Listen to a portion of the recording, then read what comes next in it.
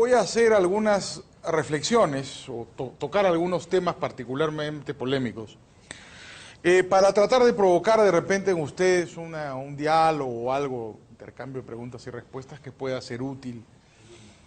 En nuestra tradición romano-germánica, nosotros le damos una gran importancia a los contratos. De hecho, organizamos el sistema jurídico en función de una división dual, ¿no? Sí, estamos habituados a entender que los derechos subjetivos de las personas se dividen en dos. Esta división dualista nos ha persuadido a los abogados de nuestra tradición que existen derechos reales, los que vinculan a las personas con las cosas, y que existen derechos personales, los que vinculan a las personas con las personas. Por lo menos desde el siglo XVII en adelante, el derecho se ha enseñado así. Y nosotros somos de alguna manera tributarios de esa tradición. Nos han enseñado a pensar en nuestro mundo romano-germánico, más romano que germánico, en nuestro mundo latino, porque no necesariamente los alemanes piensan igual, en esta división dual, ¿no? Los derechos personales y los derechos reales. Y cuando hablamos de los contratos, hablamos de los derechos personales. Y cuando hablamos de nuestra relación con las cosas, hablamos de los derechos reales. Y tenemos la idea de que son mundos aparte, con principios, con metodologías, con instituciones diferentes las unas de las otras. Yo creo que como un primer punto de reflexión que yo quiero compartir con ustedes, debe estar la idea de cuestionar esta división dual, ¿no? La idea de que existe un dualismo epistemológico de los derechos, ¿no? Entonces estamos habituados a pensar los derechos subjetivos en dos: personales, y ahí están los contratos, las obligaciones, y los reales. Muy bien, pero la verdad es que esa es una manera de clasificar los derechos subjetivos. No es la verdad, ni es la única manera de clasificarlos. Hay otras tradiciones jurídicas, a las que estamos además muy expuestos, que conceptualizan los derechos subjetivos, los derechos de las personas, de una manera muy distinta.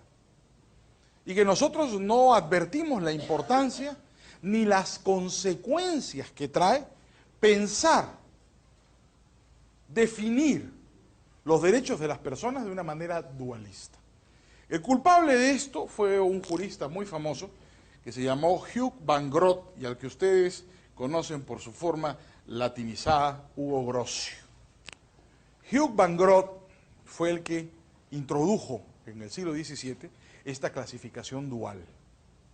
Pero así no es en todas partes. Resulta que para los anglosajones no hay tal división entre derechos reales y personales. Para el derecho germánico y el derecho anglosajón, todos los derechos subjetivos son derechos reales. Todos integran tu patrimonio. Lo que nosotros creemos que es un derecho personal, un contrato, para el BGB alemán y para el derecho anglosajón, es un integrante de tu patrimonio, igual que la propiedad de tu computadora, de tus medias, de tu perro o de tu casa. ¿Por qué? Dice esta visión distinta de los derechos, que implícito en un derecho personal hay un derecho real, que me vincula. ¿Yo qué soy de mis contratos?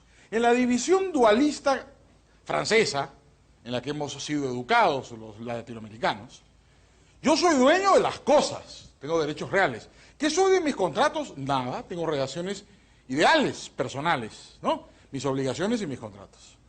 ¿Qué dice el BGB alemán y el derecho anglosajón? No, los contratos integran mi patrimonio. Yo soy dueño de mis contratos. Yo tengo una creencia contigo, soy tu acreedor. Yo soy dueño de ese contrato, tan dueño soy que lo puedo vender. Poseer mi posición contractual. Poseer el crédito. Con tu consentimiento o sin tu consentimiento, según sean las legislaciones o figuras jurídicas que correspondan.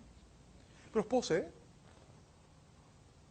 Yo soy dueño de mis contratos, dice el BGB alemán. Implícito en todo derecho personal hay un derecho real.